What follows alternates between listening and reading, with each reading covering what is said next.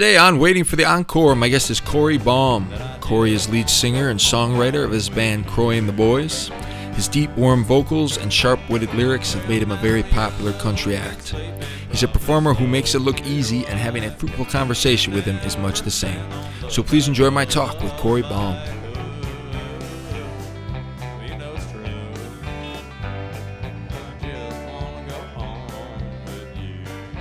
All right. Joining me today, Mr. COREY BAUM. Great to see you. How you doing, my friend? I'm good, man. Just hanging out at the house, of course. Excellent. Same old, same old. So why don't you share kind of going back to mid-March, what did you have planned for the weeks and months ahead before the whole lockdown? What were you getting geared up for in April, May, and the summer? And then once everything got blown to pieces, what have you been up to the last 7 or 8 months? Cool. Yeah. Well, yeah, the year started out kind of weird for me because at the very end of 2019, I had a pretty serious shoulder surgery. It was something I hurt my shoulder skateboarding like 12 years ago and had never, wasn't in a health insurance situation to be able to deal with it. So finally got married to a responsible adult, and so I was able to get shoulder surgery. So basically early March was like my triumphant return back to the stage and back to being able to play guitar. And so that was obviously very short-lived. So anyway, so it started out kind of weird. So I kind of had this lull of not really playing or doing much and not leaving the house that much. Yeah. So I geared up for a pretty big South by Southwest. And then my friend Garrett T. Capps is a country musician from San Antonio. And I was actually going to go on tour playing bass for him. Cross country is going to be like a month or so, opening for like a rock band. It was going to be like a really fun, cool tour. Definitely looking forward to that. And then, was having shows booked out into the summer and stuff. And then, South by Southwest canceled, and then it was just kind of a domino effect and everything fell apart from there.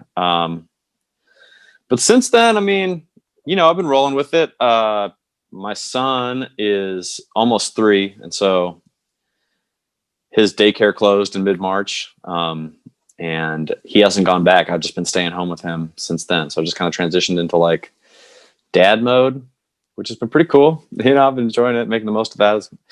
And then just kind of recommitting, for me, I know there's a lot of, I don't want to like celebrate any of this because I know it's been very hard for a lot of people. And I totally understand that. And I've had my own hardships, but from an artist standpoint, it's been really nice to actually just stop with the whole grind of it, like the grind of pursuing music and all the things that entails that are completely separate from just writing and making music, And so just kind of not having as many emails, not feeling social media pressure to whatever be posted, whatever. I've just kind of been slowly withdrawing from all that and just really enjoying and kind of recommitting to the art side of things and kind of those original reasons why we all start doing this, So it's been...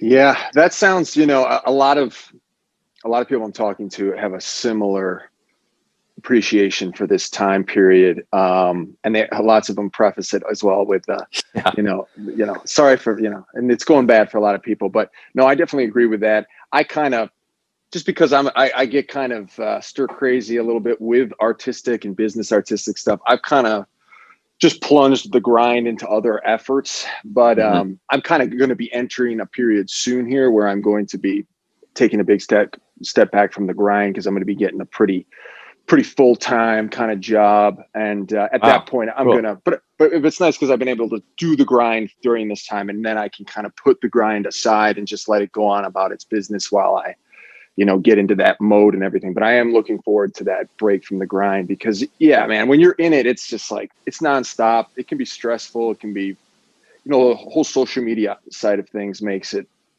can fuck with you a bit. So, it just makes it nonstop. It like never ends then. I know. It's just like constantly in your hand right here, So how are you, we'll kind of come around to this a little bit, and you don't need to look forward in this question, but now that we've done this, because I've been in a very similar situation to you in that I've been at home with my daughter, who's 4, through this whole thing. And my wife's been home too. So it's been all 3 of us, and it's been quite nice. It's had its challenges, but all in all, it's been nice. But now for me personally, like, we've done it for 7-8 months now, and it doesn't look like it's going to end anytime soon. So now I'm actually starting to feel it more than ever. Just in the last 4 weeks, I'm starting to get more bored than I've ever been. And since I was like in high school, and I've, starting to get a little bit like, how about you? Are you still going strong? Are you starting to feel it, like, because the end is not in sight? Right. It's kind of waves,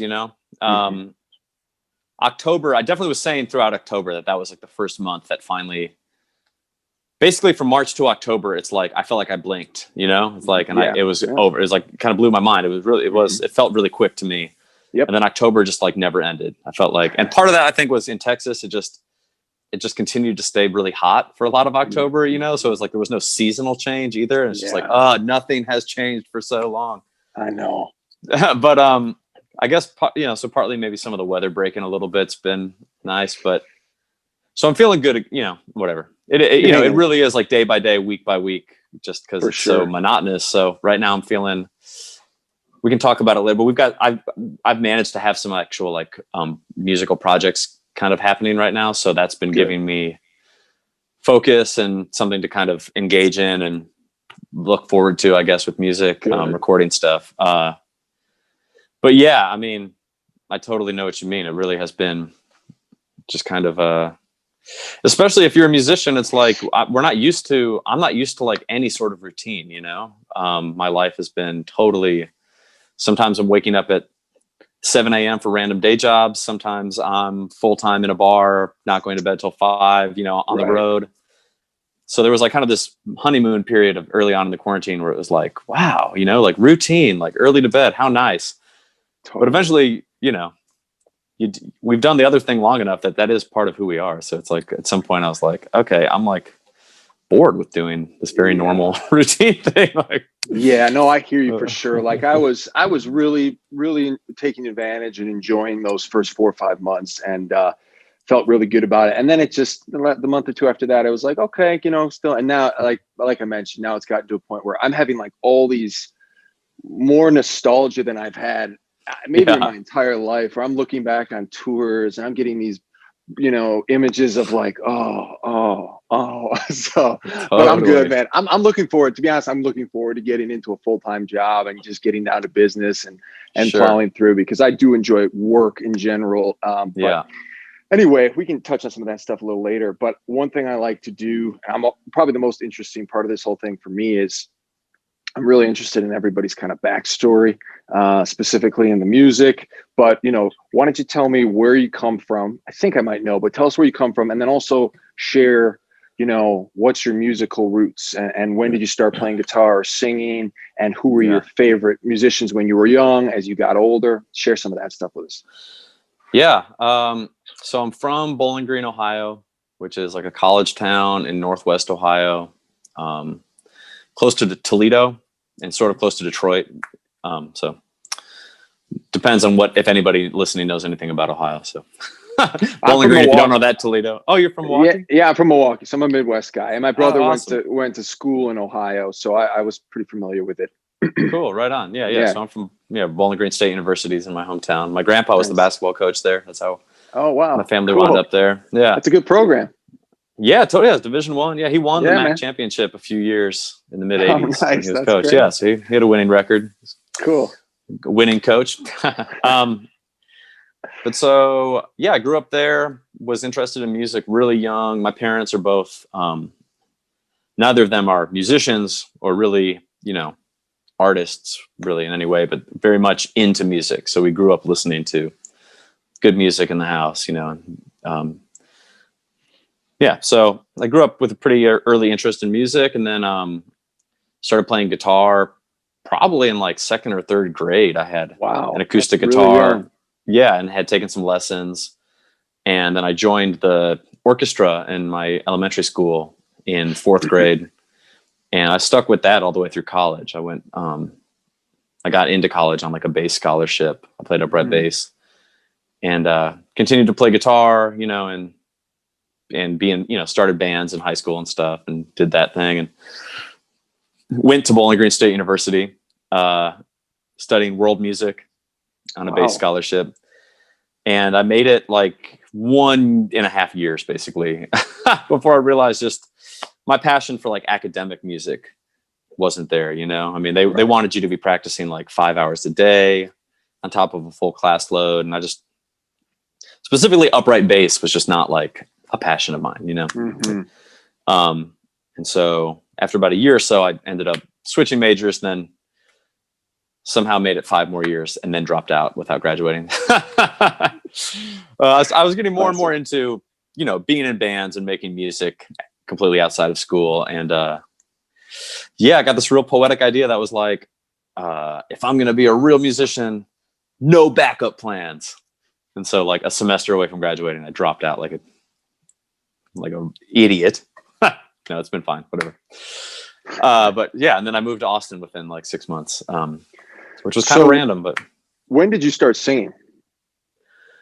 I started singing actually. Yeah. Was it always part of the action, or did you have to make like a conscious choice? All right, I got to start singing now. Yeah, it's actually funny you bring that up because I actually have a specific story about singing, which is that my grades were getting pretty bad in high school for, you know, a number of lifestyle choices I began to make. But my parents identified my guitar as being like the thing that was distracting me from school. So they took my guitar from me and said that I could no longer, you know, I had to be studying at home. I had to be doing the work. Wow. And the way I kind of got back at them is that I borrowed a microphone from a friend and just started singing a cappella into my amp.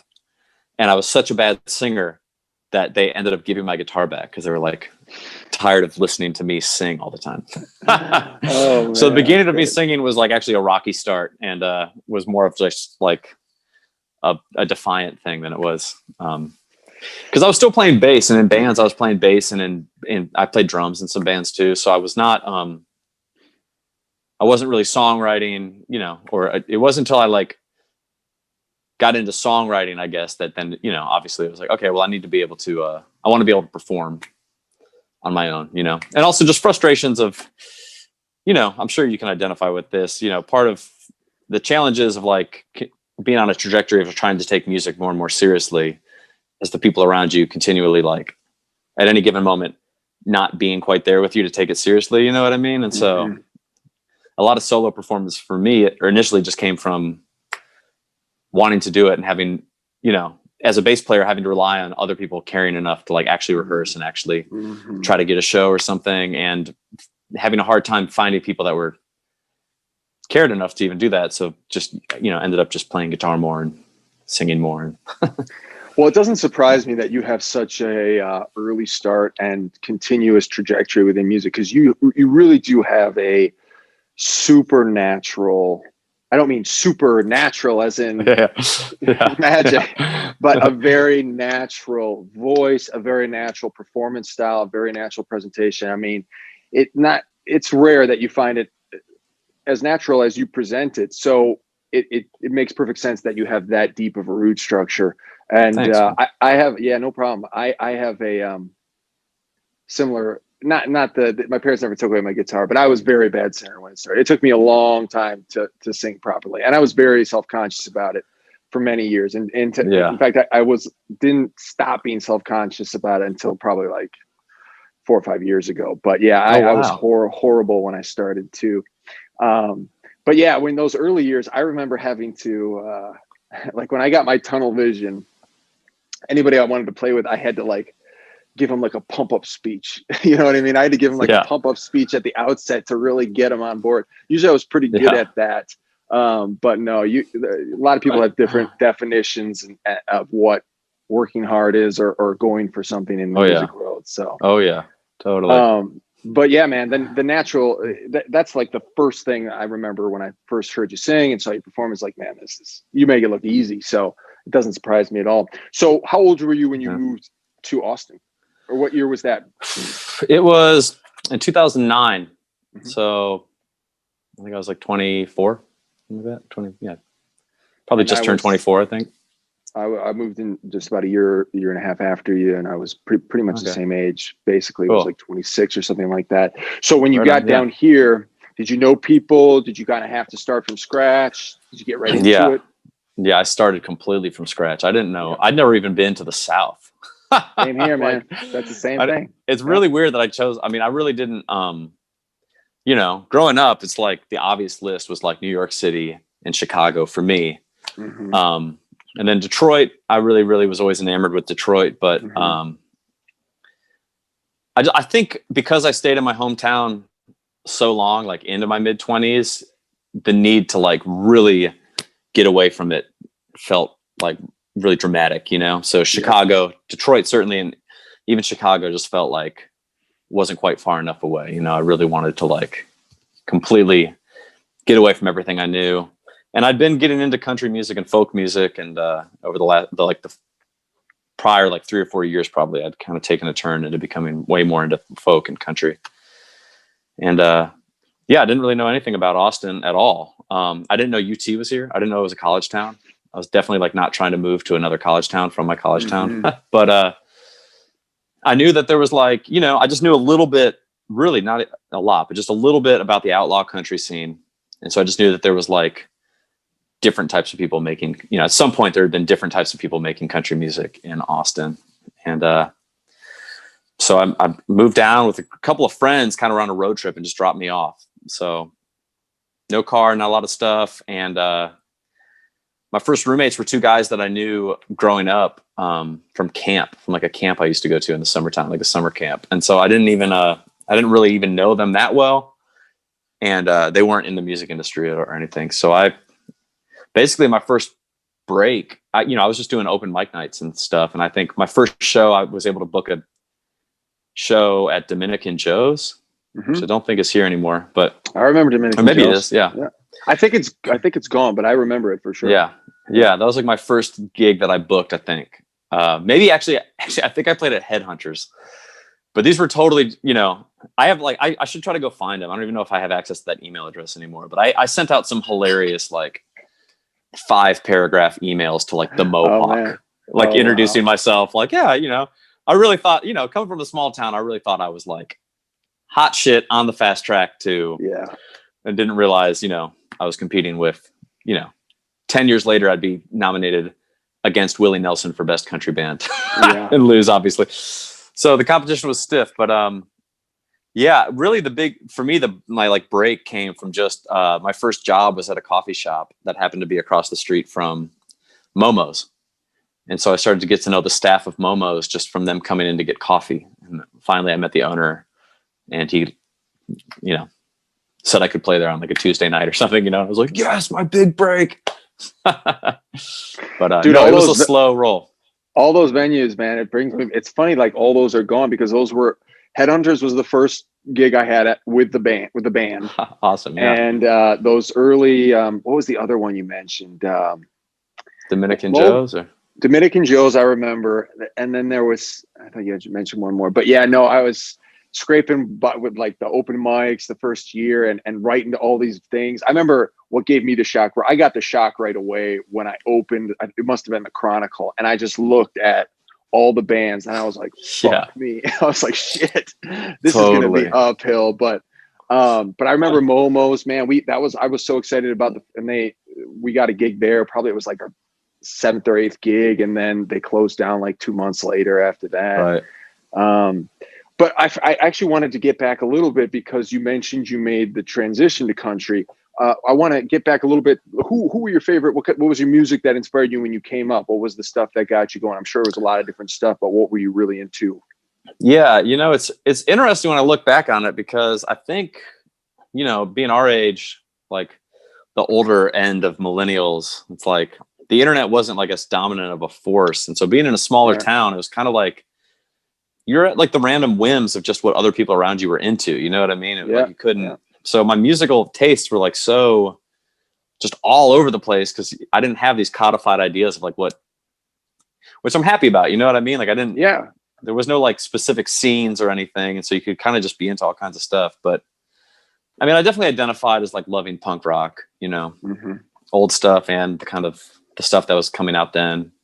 Rancid was like an early favorite band, you know. Green Day, like earlier, you know, in elementary school, I loved Weezer, Green Day, all that stuff. Yep. So yeah, rock and punk and that kind of stuff. And then, but I was really into hip hop and rap and neo soul and R&B. In high school, I was taking upright bass lessons from like a jazz guy, and he gave me D'Angelo's album Voodoo that had just come out, and that was like really informative for me, you know. So I had a pretty wide variety of things, but definitely growing up in a smaller town with like a pretty strong rural element to our high school and stuff, I definitely was one of the people that felt the urge to like rebel against that. So I was definitely like anti-country, you know, like and being in the Midwest, it's not like I had parents or relatives that like, you know, I knew like the 70s and 60s country stuff that I ended up falling in love with. I'd never heard that stuff, you know. It's like I didn't have country grandparents or anything, you know what I mean? I had like Midwestern parents that listened to Motown and rock and roll. And so I only knew like whatever, like the radio country of the day, and didn't like it at all. And then I just slowly, you know, I got more into songwriting and acoustic music. I just kind of got more and more into folk music and Appalachian music and stuff like that. And then eventually, it was like an article or something I read about in like a Rolling Stone or something about Waylon Jennings' album Honky Tonk Heroes. And that was kind of the turning point for me. I like, you know, the production on that album is really raw.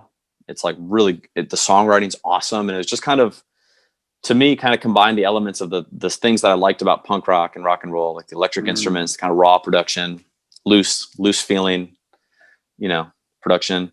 And then the kind of the more concise like songwriting that I was really into from the folk music. And so, yeah. So from there, it was like Waylon, Willie, you know, and then Doug Somm. And yeah, within a year or so, I was living in Texas. Yeah, I can definitely see how that punk influence and then kind of this under the surface, waiting to be discovered country would result in that outlaw country, because it's got that attitude, but it's got the great lyricism and it's got its, you know, I can definitely see how that will work. Yeah, I remember, man, when like before the internet, like I was, well, we must be about close to the same age, but I remember like right when I was coming into the explosion, the brain explosion of music was like 15, 16. And that was right when Napster was coming out.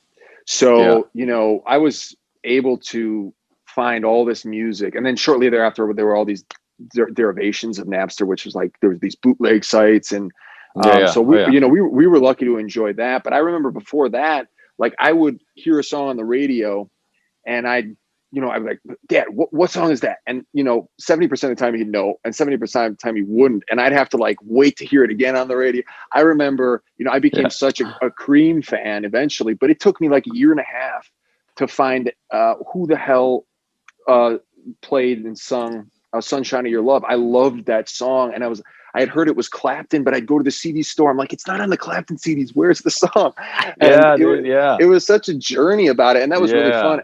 And I also remember like listening to classic rock or the hard rock. And I was into hip hop in middle school too. And I would be playing, you know, John Madden football, and I had the classic rock with a cassette in there. Anytime I heard a song come on, I just hit record, you know, I hit the record. And I wonder what it's like for kids these days. I mean, Spotify is an amazing platform, so they probably have, but maybe I wonder how the whole bombardment will affect their musical taste. If who knows? I guess we'll find out. But yeah, it is. Yeah, it's hard, you know, because I do think, I don't know, you know, it's like so hard because it's like it's impossible to talk about this and not sound like old men, right? But I do feel like there's a difference between, there's a true randomness to like other people's tastes and how those influence you. You know, if like you're discovering music through like independent radio stations, like we had a great college radio station, that's where I learned a lot about music, and versus just algorithms, you know, which just like it just feels, it's never going to be as random as like just the human element of like, you know, me just randomly getting obsessed with something and telling you about it.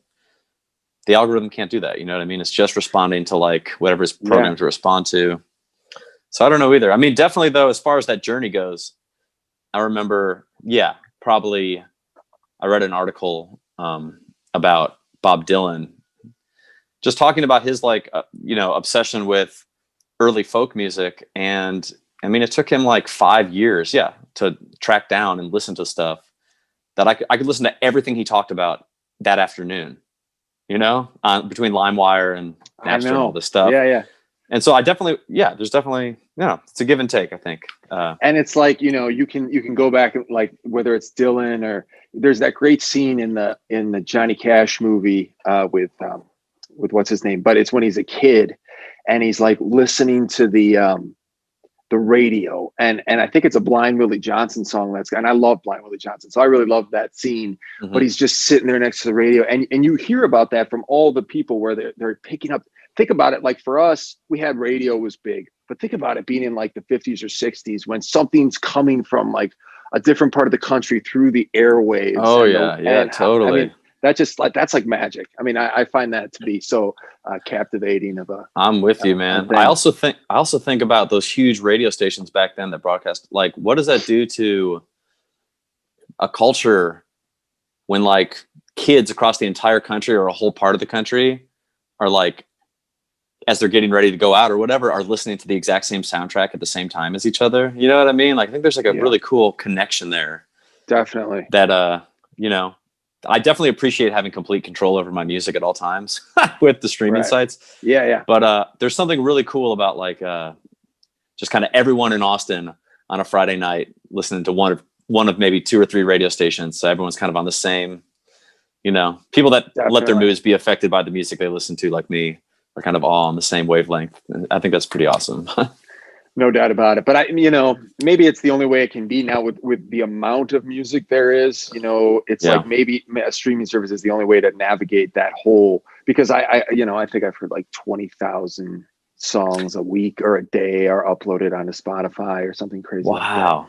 Like so it's like, and it's not going to get any less than that. It's going to, the music got inspired by is continuing to inspire other people. And then, hopefully our music or the people, our peers, our contemporaries are inspired. So we'll see how it all goes. It's going to get pretty, I don't know. I hope people can get as into it as we've gotten. I'm sure they will, but So the first year's in Austin, uphill, as you said, but by the time you were down here, country was the focus. You were doing all country, kind of folk based country and stuff like that. And you've always, because I mean, you hit the nail on the head. I was just listening to it last night and today, and you have a strong lyrical style. Like I said before, a very make it look easy vocal presentation and songwriting. It's very solid. So it seems like you're good to go with your country and all that stuff. And how did you put together a band after a couple years and start going from there? Yeah, it took me a while. I went through changes. I went through name changes and stuff. I first moved down here totally solo without too much of an interest of starting a band. Kind of doing at what at the time was called like freak folk or something, like early Devendra Banhart was just coming out. I like that stuff. I like kind of like weirdo folk stuff. Early Beck kind of. Yeah. I love early Beck. This is after early Beck, but I was listening to that kind of stuff. So I was into the idea of just kind of being like lo-fi solo guy. That rhymes. But I felt very relegated to like coffee shops and stuff. I was having a hard time playing the types of shows I wanted solo. So that was kind of the impetus to get a band going. But it took me a long time because I really didn't feel like I had I didn't feel like I knew how to like create a band, I definitely like to this day I don't really like write parts for my band at all. I've never been able to like kind of visualize the full picture of a song. I kind of just write what I do. And so I guess intuitively back then I knew that was the case. And so I was really hesitant to just like have random people in a band with me because I felt like, basically for me to be in a band with people, I have to really fully trust their taste and their thing because I'm going to be relying on them to kind of contribute whatever they want to contribute to it. So it took a long time to get all the pieces together. So Croy and the Boys really that's my first band. And I think we started in 2014 probably or something like that. So, it was a while before I started a band. I joined a band. I played bass for a guy named Leo Rondu, who was a country guy here in town who'd been around for a while, and who I was a huge fan of. And being in his band for years really helped kind of show me the ropes of like band leadership and band dynamics, and within a country framework, like just kind of even what like parts are supposed to do, Sure. Hey, quickly, you mentioned that early Beck. Did you ever listen to that One Foot in the Grave album? Yeah, totally. Yeah, love that. I was listening to that on the bus when I was in high school. I loved that album. That was such a cool, and that is as lo-fi as it gets, man. I mean, totally. Only Beck can pull that kind of thing off. That's like early for me. Like some of the first times I experimented with like open tunings and slide guitar was probably listening to that early Beck stuff. I love that shit, man. Yeah. What was it? 14 something Rivers or something like that. And that opening song, I love that opening song. Mighty Good Leader. Yeah, Mighty Good Leader. That's totally. God, that's so. Every time I play that for somebody, they're like, "Oh, what is this song? This is great." Yeah, it's beautiful. It's cool that you know that album. But yeah, I remember like. So I want to say earlier, you were thinking about moving to Chicago and Detroit, and Detroit has a great history. It seems to be far removed from that music history. I don't know, obviously the White Stripes and I don't know what you consider Kid Rock, but it's still got some good stuff going. But yeah, I think you made the right choice not going to Chicago, because I moved from Chicago. I was in Chicago for 4 years. Wow. I liked Chicago. It was a cool place to live. I had a good time there.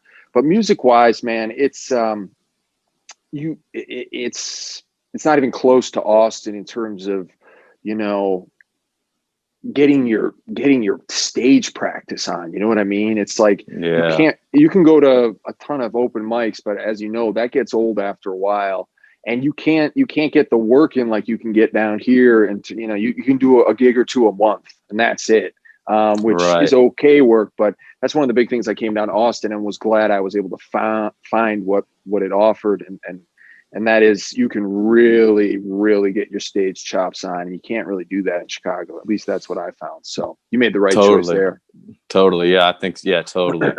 Also, the long gigs, those never existed to me up north, and I hated them at first. And they were really daunting, but man, I mean, talk about getting comfortable on stage, and being able to play for a few hours is like there's nothing like it. There's nothing. Yeah, totally. When you do that for a few years, or like we've done it 8-10 years. I mean, man, your chops just get put in place real nice from those long 3-hour gigs. And it's cool. We actually, when I was on tour with Leo Rondu one time, we played this festival in Montana somewhere, and one of the dudes afterward asked where we were from, and we were like, "Oh, we're from Austin." He's like, "That explains it. You guys are like," he had a lot of complimentary things to say, just about like the tightness, exactly, just like kind of musical stuff on stage, being really tight and rehearsed, and so definitely, I think Austin has a reputation for that. Some of my best friends from back home live down here now, but they lived in Portland for like 8 years, and same thing. They talked about bands might play once every other month or something like that up there. Right. And the combination of that, and they also used to joke that like they lived in Portland for 8 years and never heard a guitar solo for like 8 years. It's all just like tight rock and roll songs, 20-minute sets, And they came down here. It's like even the punk bands are like taking like guitar solos, like everyone's ripping guitar in Austin. Yeah, we used to get a lot of comments about the tightness, and like we were able to on the road, like we were able to do 3-hour gig after 3-hour gig, and you make your most money on the road when you're doing that. And it's because of the friggin' practice we got here in Austin. Otherwise, that would have been impossible.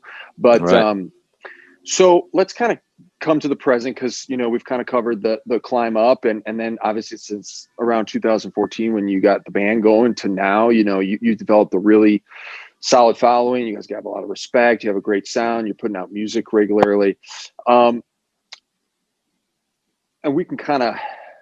Let me chop this up into a couple different questions. But how has Austin been to you? Because we've kind of covered the good stuff. We just got done doing that. And not like you got a rag on it, or you just give me your honest assessment of it. How has Austin been to you over the last 2 or 3 years? Because for me personally, I was having a good run, and I that continued all the way up until COVID with little dips here and there. But I was really noticing before COVID, specifically 18 months to 2 years prior, there had been a steady, and you probably are keen on this because listening to your music, you talk about the high rises, you talk about gentrification.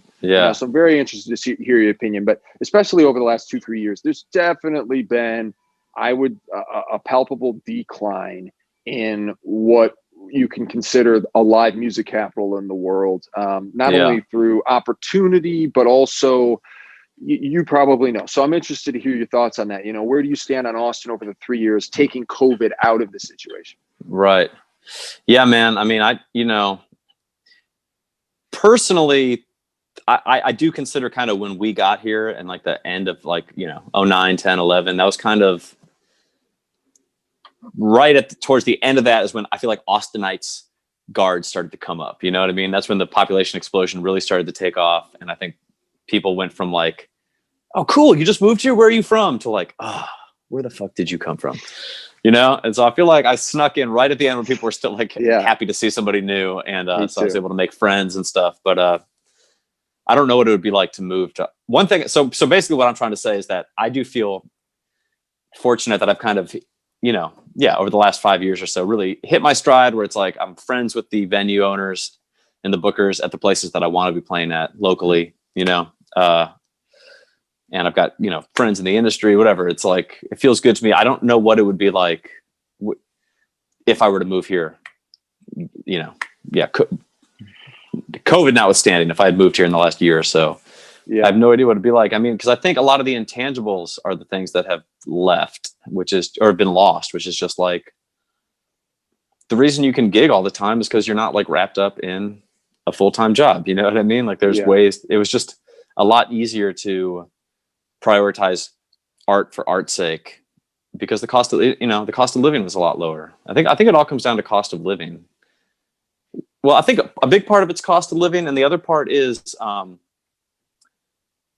guess my friends and I kind of jokingly call them earners. We're like surrounded by earners now, people that are here to like earn money. And I think that can be really difficult for an art scene, for musicians. You know what I mean? I think I truly think it's kind of bad for us to be around that too much in our day-to-day life. You know what I mean? Because it starts to make you feel like you should be, I don't know, like working harder. Like I think the slacker thing isn't for everybody, but it's kind of what the Austin thing was all about. And that's why good music came from here. You know what I mean? Good music can be born from all different types of situations and scenarios and lifestyles, you know what I mean? And people can be going through a lot of struggles and hard times, and that can create great music. But I think good music can also, Austin's good music came from, it felt like, from kind of the ability to just relax and focus on art, and kind of incubate as an artist. And I think the rising cost of living, and then just the influx of people here for like totally different reasons, just kind of having them around you in the day-to-day life and winding up in conversation with them, both of those things kind of conspire to make it harder to just like be a carefree artist. Cause you're having to work more hours, maybe have multiple jobs just to afford the rent. And then when you go out, it's like one of the things that really struck me when I first moved here was people treating me like I'm a legitimate adult, even though I'm pursuing art and music, Right. And in the Midwest where I was from, that was like, nobody could take you seriously if you're like trying to be an artist. It doesn't mean anything. What is that? And so I think that's kind of declined, where now you are around people that also don't understand what it would mean to be an artist and don't understand why you would subject yourself to like certain levels of poverty just to like continue to make art and music, and so it makes you question yourself more often, in unhealthy ways. There's a healthy way to question your trajectory and reevaluate yourself. You should be doing that periodically, but you know what I mean? Absolutely. And I think I had the same feeling about sneaking in kind of at the right time. I think it was still in its prime. You talk to any kind of Austinite or whoever's been here for 20 years, and everyone's got their own definition of when it had its prime and whatnot. But right. I felt like I got a good 5-6 years here of I was loving it. I mean, there was Yeah. new places opening that had great opportunities. You know, that the Rainy blew up for a year, and then a year later, it was a crummy place, and the East Side blew up. And of course, it was a fine line between all these cool new places opening up and then the gentrification just being like, what the fuck? And but no, I mean, I was talking to Eric Tesmer, and he had a really good. He has a very good perspective because he was like a 6th Street like hero for like 10 years, and when 6th Street was really 6th Street, you know what I mean? And we were talking, he really it really came down to that moment where you have these high rises come in complaining about noise. And then you've got a fundamental problem. You've got a fundamental problem, which is spread all over the city of, wait a minute, what? A disbelief, and then that disbelief turns into a new reality, and that's really spread throughout the city. And I mean, I think we are lucky to have the connections we have for being here, and I don't know what it's like, but you do see new acts popping up and doing cool things and having success. So I'm sure those are usually the hardest working people, right? So if you're still working hard, you'll probably be okay. Yeah, I wonder about that. It's hard for me to feel. I mean, I feel like it's hard for me to confidently talk about where the scene in general is at or anything, just because getting married and having a kid like fundamentally changed my relationship too. I went from like very much like out at the bars 7 nights a week, and bar hop, like really like trying to see multiple shows every single night. Like I felt very much a part of like multiple music scenes. Mm-hmm. And, so there's like the dual thing of like getting into my mid 30s means I'm no longer like the young happening mid 20s scene, that was a part of. So I'm assuming that does exist, and I don't really know about it, both because I'm older and because I'm just not out and about like I used to be. So I don't totally feel like I know, but I definitely I think that those external elements are definitely true, and that's definitely, I think, a change from. Yeah, like you said, I mean, Doug Somm, I think, wrote some big long thing for the Chronicle in like 1979 that was like, Austin's over and I'm leaving Austin because it's lame now, like, so that's always been like an Austin thing. But I do think that there's been a more significant like change, not from just like different tastes, but like straight up like people that are uninterested in music and specifically local music. You know what I mean? It's like people that might be music fans, but they're just going to go see Band of Horses, but don't know anything about like, like, I don't know why. Yeah. There's this night where Band of Horses like sold out like multiple shows at Stubbs. And it's like, that's because all the people that live here now like only know national touring acts. And like, they're like there's a bunch of bands that if they like Band of Horses, they would probably like all these local bands, but they're never going to know about them because they don't invest time and energy into the local scene. Yeah. The local scene has definitely been hammered down a bit, smoothed out there's no question in my mind about that. And my theory is on scenes, and Austin will always have a theoretical scene, but my theory on scenes is that they're done. There's no such thing as scenes anymore because of the virtual world. Hopefully I'm wrong on that, but like, me and my wife have had our eye open for years at different places we might want to move just to keep our options open. And there are no scenes. There's no scenes. You know what I mean? Austin you could classify it as a scene because there's so many friends who are musicians and we support each other and stuff like that. But it's not what you would look at a scene 10 years ago. Especially now with COVID. With COVID is very, because being in Austin, I benefited greatly from the tourism market. No question. I made a lot of money off this tourism. Yeah. I'm sure you did too. And there's cons that come with that. Of course, I'm sure you're as tired of bachelorette parties as I am, but that's easy to swallow. There's no big deal there. But now with COVID, you wonder how much that's going to be crushed. And then once the live music capital is legitimately threatened, it will be legitimately tested here now. We'll see if that tourism ever comes back. I don't know. We'll see. But anyway, you personally, what do you have you mentioned, you kind of hinted at this earlier. What do you have kind of coming up over the next 2, 4, 6, 12 months? What do you have going on artistically?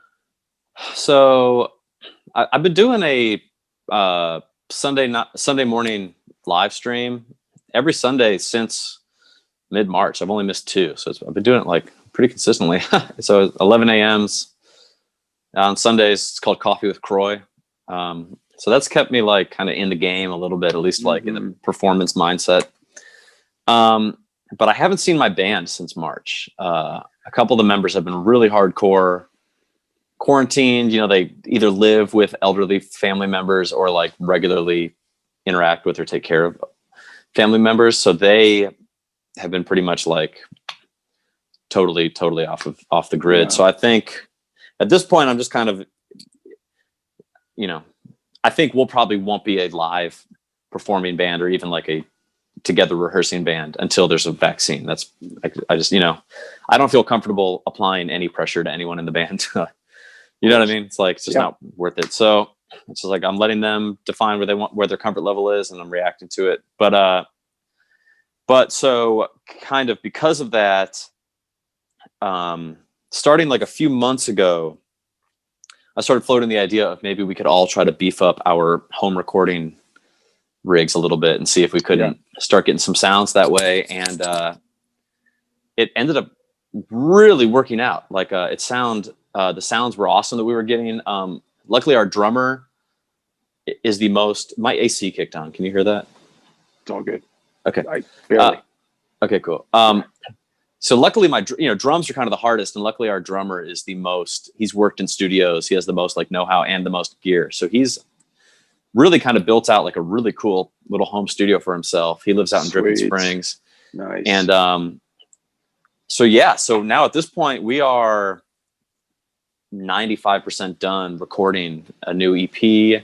Beautiful. That and because I was it was just an experiment at first, and I wasn't sure if it was going to sound good. You know, we've always recorded live, at least the rhythm section. So I was kind of really weary of if it was going to groove.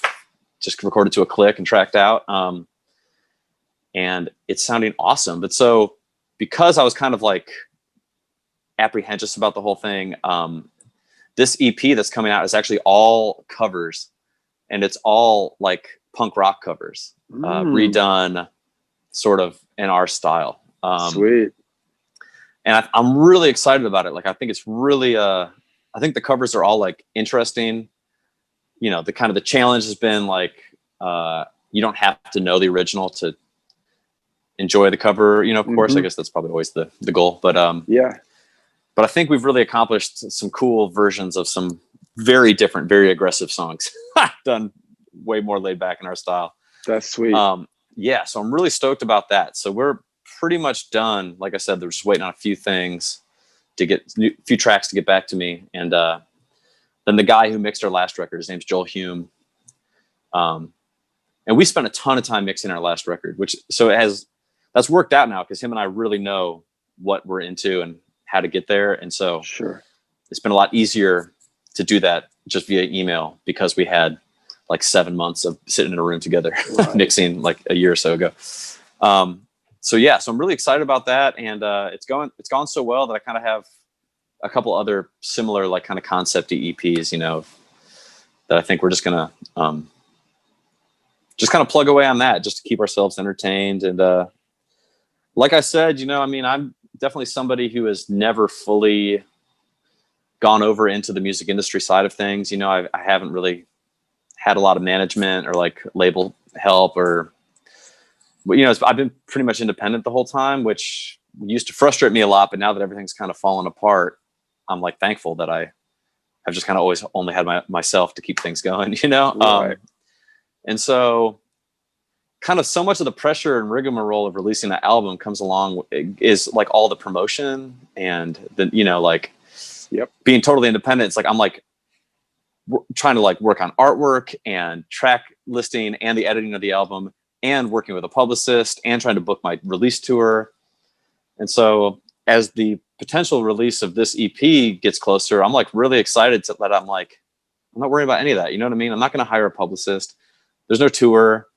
It's like really like we've recorded this for our own fun and I'm just going to put it out. And that feels, any other year it would sound like I'm giving up on my music career or I'm being really irresponsible or something. You know what I mean? And I feel like we can just get away with it. It's like 2020, the year that time forgot. And like, we're just going to release music that is fun for us. And so again, it's like, I think it should be done in like, a few weeks. And I hope to have it out like within a month, you know, like, or something. Beautiful. But just none of this wait around for 6 months for whatever the reasons we're supposed to do that, you know. Right. Just, yeah, so. no, I'm with you, man. Like I'm pretty much exactly the same, totally independent all these years, and it comes with frustrations, but it also comes with total control, which is nice. Right.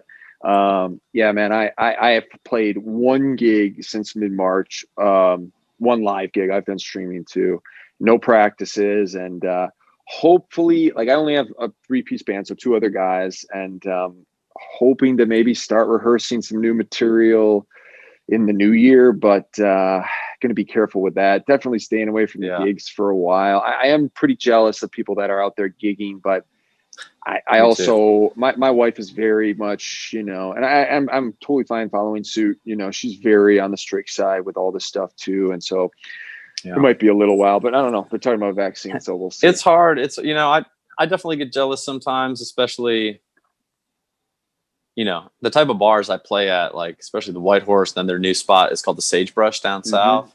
Mm-hmm.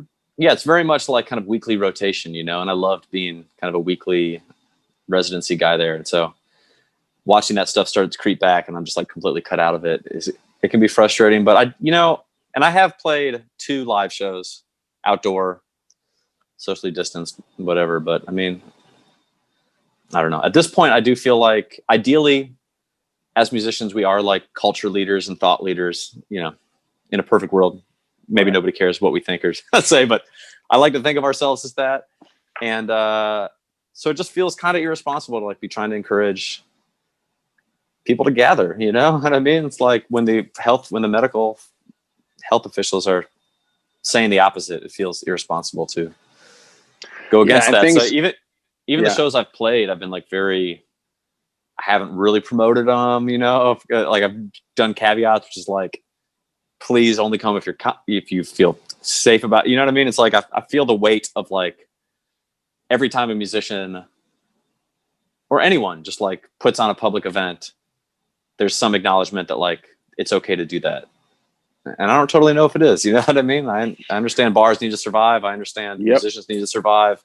Yep. So I'm trying to like not judge people too harshly. Although I do have some people that it's just like, man, you've been like doing multiple public gigs since March, like multiple public gigs a week. Sorry, since March. Yeah. There's some of my friends that I'm like, it's going to be weird in a year or so. I'm going to like try not to hold some sort of judgment on some of these people that I've been watching just like do whatever they want for. Yeah. I've made I told myself, okay, they're going to do it. I'm not going to judge at all. So just, you're going to, you know, you do what you're going to do, but the numbers are worse than ever right now, man. And everyone's just burnt out on it. Like you can't, there's mental health, there's all that stuff comes with it. I get it. Like I've told you, I'm more bored than I've been in 20 years right now. So I get it, but man. And it's also, it's like, it's really hard for me to know what I would be like if this was happening while I was single without a kid. I was just telling my wife that last night. I was just telling my wife that, like, I was like, if I wasn't married to you, I don't know what I'd be doing right now. I mean, literally, I was going to the bars 7 nights a week. You know what I mean? Yeah. Like, so I feel for those because I've been in that world where it's like, you can't just turn that off. That's like who you are. You know what I mean? So I don't know how some of my friends that are still doing that are, you know, I feel for them. Like, it's like, you know, I know better than to be judging people, but sometimes it's hard not to. Yeah. Well, there's different levels. Some people feel like have been very flagrant. Some people I think are just like, you know, doing the best they can or whatever. But yeah, for sure. For me, it's just the jealousy. Like I'm just like, I told you, I'm getting all these nostalgic flashbacks out of nowhere. I'm like, oh my God, something's going on here. But anyway, we'll be all right. Yeah. Are you guys thinking about having more kiddos, or are you going to stop with the one? I don't really know. My wife is pretty old. She's older than me, so by a lot. So she, it was kind of like pretty special that she got pregnant when she did. Beautiful. So I think we'd like to have another one, but I think it's like the numbers are pretty slim on her getting pregnant again, and I don't think we're going to do anything too drastic to like try to have another one. So One's a good number. It's a nice, it keeps things nice and lean and mean. And we're in the same boat. We don't know yet if we're going to do another, but it seems like you guys got a great family dynamic. So Corey, thank you so much, man, for doing this. It's really fun for me to talk to a guy like you and learn more about you and all that stuff. So thank you very much. Man, thanks for asking me, dude. Thanks for doing this. It's cool. Of course, dude. Good luck for you and the band and the family moving forward. And hopefully we'll see you again soon, man. Yeah, likewise, dude. Definitely. All right, man. Take care, Corey. All right. Peace.